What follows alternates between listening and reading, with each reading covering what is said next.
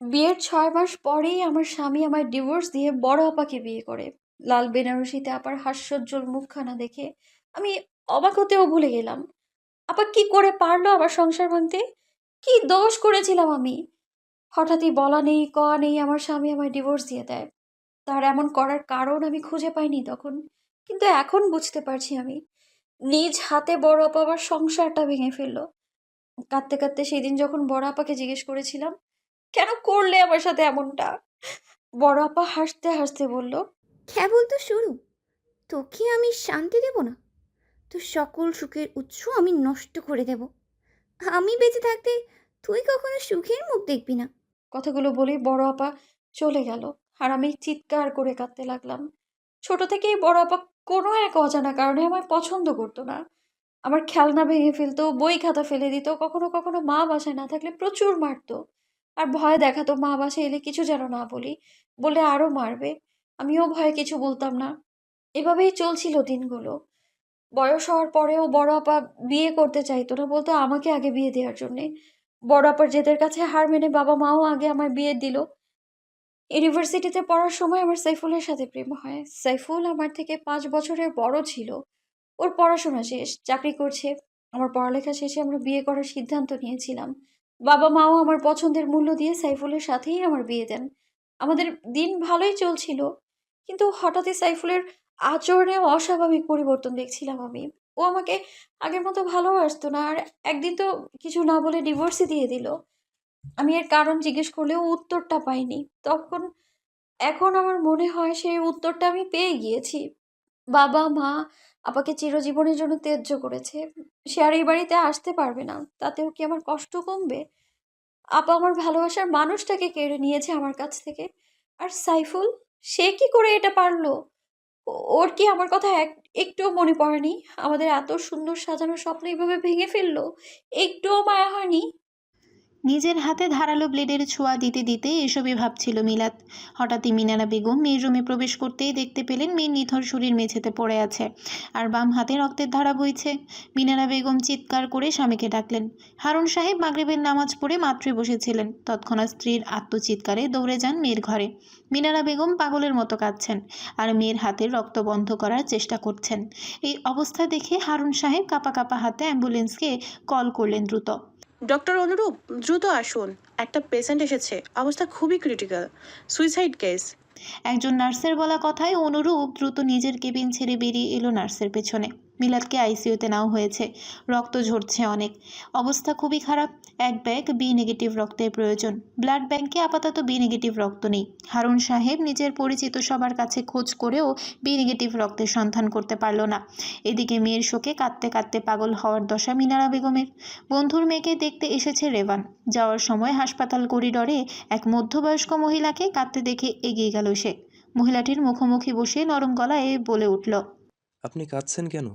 মিনারা বেগম চোখ তুলে চাইল ঠিকই, কিন্তু কান্নার দমকে কথা বলতে পারছেন না। তখনই চিন্তিত দুশ্চিন্তাগ্রস্ত গলায় পেছন থেকে হারুন সাহেব বলে উঠলেন, কোথাও পাচ্ছি না, কোথাও না। এখন কি করব আমি? ওনার কথা শুনে মিনারা বেগম কান্নার বেগ আরও বেড়ে গেল। রিভান উঠে গিয়ে হারুন সাহেবের সামনে দাঁড়িয়ে বলল। কি হয়েছে আপনাদের? হারুন সাহেব মলিন গলায় বললেন, বি নেগেটিভ রক্ত প্রয়োজন, না হলে আমাদের মেয়েকে বাঁচানো যাবে না। বলতে বলতেই কেঁদে ফেললেন তিনি। রেভান সান্ত্বনার স্বরে বলল, আঙ্কেল, আপনি শান্ত হন। আমার বি নেগেটিভ রক্ত, আমি রক্ত দিতে পারবো। রেভানের কথা শুনে স্বামী স্ত্রী দুজনের মধ্যেই আশার আলো ফুটে উঠল। অবশেষে রক্তের জোগাড় করা গেল। রক্ত দেওয়া শেষ। রেভান যখন চলে যাচ্ছিল তখন মিনারা বেগম ওর হাত ধরে বলল, বাবা, তুমি না থাকলে হয়তো মেয়েটাকে বাঁচাতে পারতাম না। তোমার শুকরিয়া আদায় কিভাবে করব জানি না। এভাবে বলবেন না আন্টি, মানুষ তো মানুষেরই জন্য। তুমি অনেক ভালো মানুষ বাবা, আমাদের বাসায় এসো একদিন। আসবো আন্টি। তোমার নাম্বারটা দাও। রেভান ওর নাম্বার দিয়ে চলে গেল হাসপাতাল থেকে। মিলাত এখন আউট অফ ডেঞ্জার, যদিও জ্ঞান ফেরেনি এখনও। তবুও ডাক্তার অনুরূপ এখনও বাসায় যাননি। সকালে চেক আপটা করে তবেই যাবে। মায়ের মুখ থেকে মিলাতের কথা শুনে আনন্দ হলো চৈতির। এটাই তো চেয়েছিল সে, তবে মরেনি বলে আফসোস হচ্ছে। অবশ্য এত তাড়াতাড়ি মরলে খেলা জমবে না, তিলে তিলে শেষ করবে ওকে। এসবই ভেবে পৈশাচিক হাসলো চৈতি।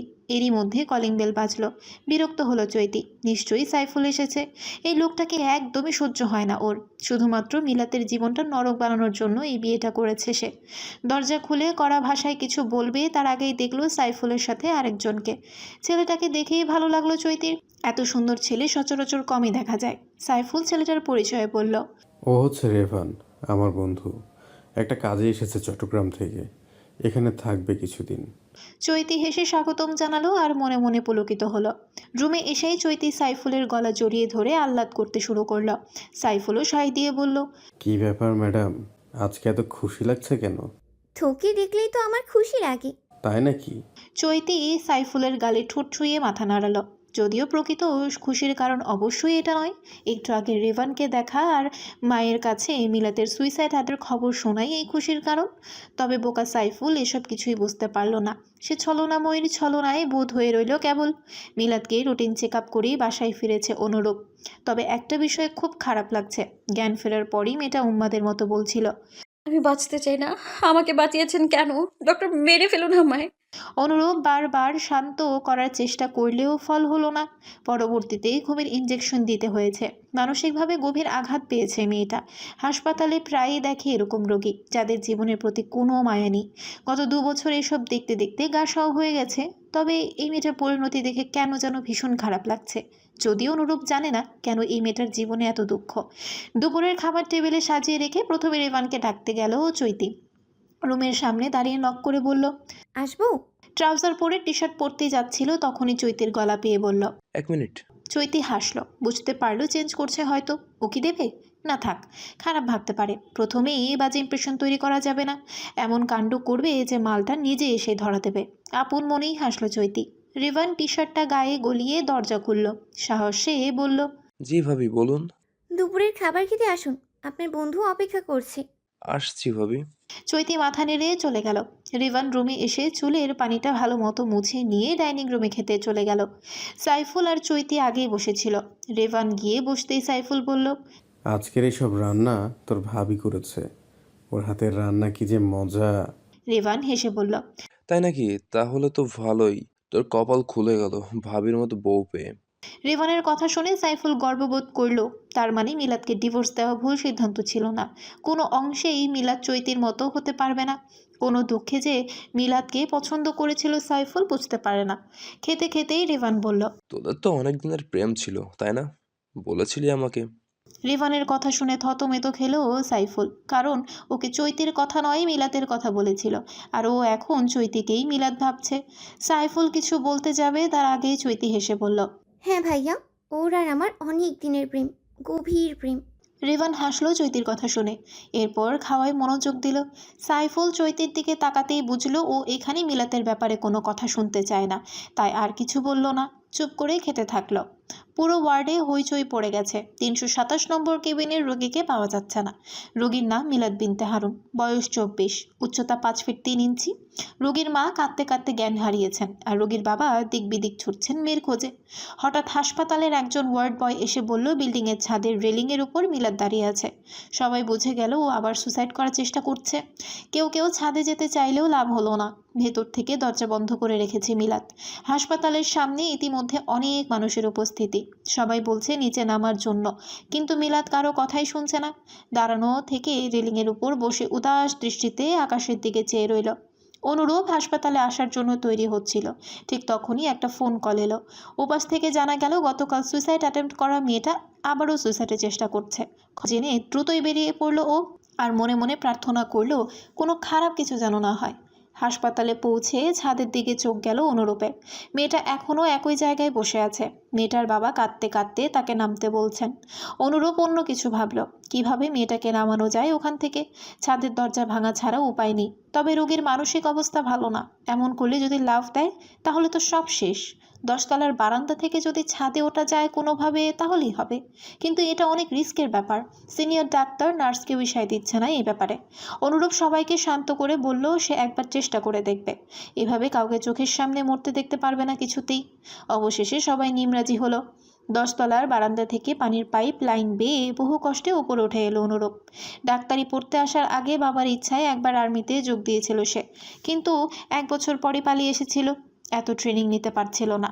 তবে জীবনের এই পর্যায়ে এসে এসব কাজে লাগবে একবারও ভাবেনি অনুরূপ। ছাদে আলো নেই। চারপাশ থেকে আসা আবছা আলোয় অনুরূপ দেখতে পেল ছাদের রেলিংয়ের উপর স্থির চিত্তে বসে আছে একটি মেয়ে। চুপচাপ ওর দিকে এগোচ্ছিল, কিন্তু হঠাৎ মেয়েটা উঠে দাঁড়ালো, হয়তো এখনই লাফ দেবে। বুকের ভেতরটা ছলকে উঠল অনুরূপের। এত কাছে এসেও কি মেয়েটাকে বাঁচাতে পারবে না?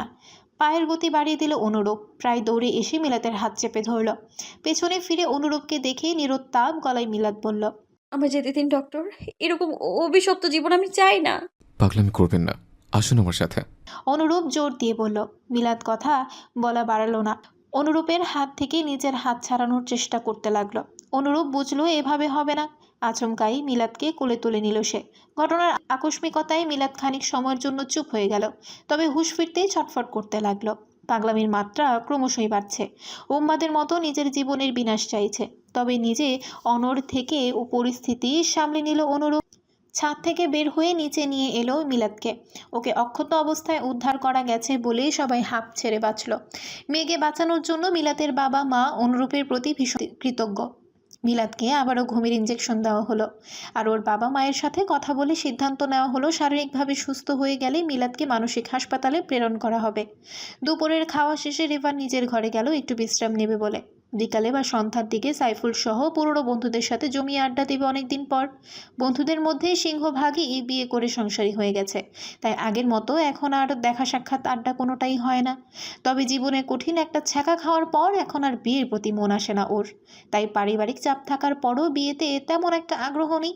বিছানার কুম্ভকর্ণের মতো ঘুমাচ্ছে সাইফুল, তাতে অবশ্য ভালোই হলো। নিরিবিলিতে সাজগোজ করা যাচ্ছে। ড্রেসিং টেবিলের সামনে বসে গুনগুন করে মেকআপ করছে চৈতি।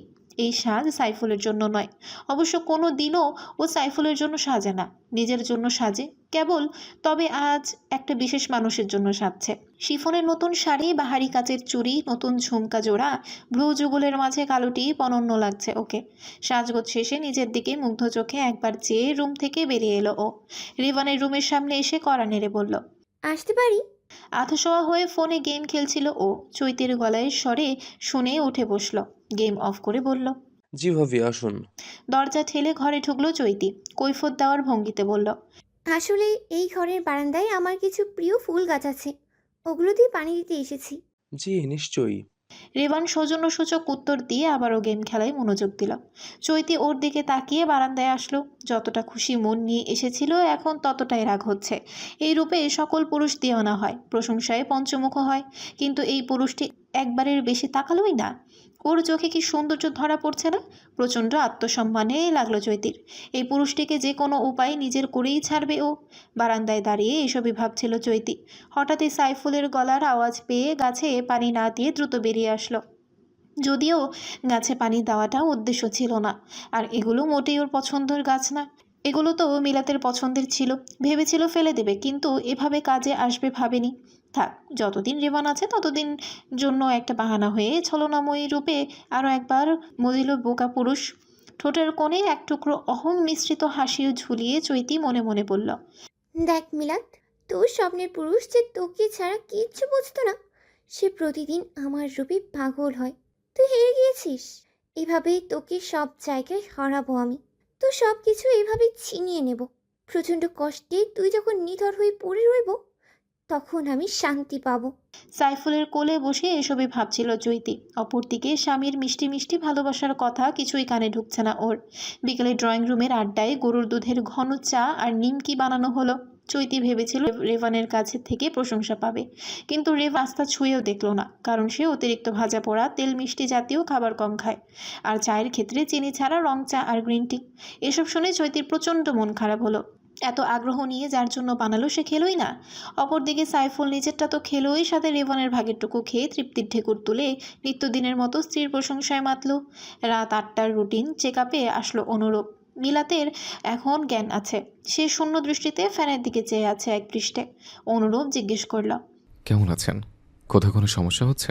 মিলাত দৃষ্টি ঘুরিয়ে নিল অনুরূপের দিকে, ম্লান হয়ে যাওয়া ধিমি স্বরে বলল, আমাকে বাঁচালেন কেন ডক্টর? কারণ মরে যাওয়া কোনো সমাধান নয়, বেঁচে থেকে জীবনের সমস্যার সমাধান খুঁজতে হয়। কিন্তু আমার তো বাঁচতেই ইচ্ছে করছে না। অনুরূপ চেয়ার টেনে ওর পাশে বসে বলল, আমি জানি না আপনার জীবনে কি ঘটেছে, কীরকম পরিস্থিতিতে আপনি যাচ্ছেন, তবে আমি এতটুকু বুঝতে পারছি, আপনি বড় কোনো ধরনের আঘাত পেয়েছেন। দেখুন, জীবন কখনোই সমান্তরাল না। দুঃখ কষ্ট আসবেই, তাই বলে থেমে যাওয়া যাবে না, হেরে যাওয়া যাবে না। কিন্তু আমি তো হেরে গেছি। না, আপনি হারেননি। প্রতিদিন নিজের সব দুঃখ কষ্টের সাথে যুদ্ধ করে বেঁচে থাকার মতো সার্থকতা আর হয় না। বেঁচে থাকে জীবনের সবচেয়ে বড় সার্থকতা। একটু থেমে অনুরূপ আবার বলল,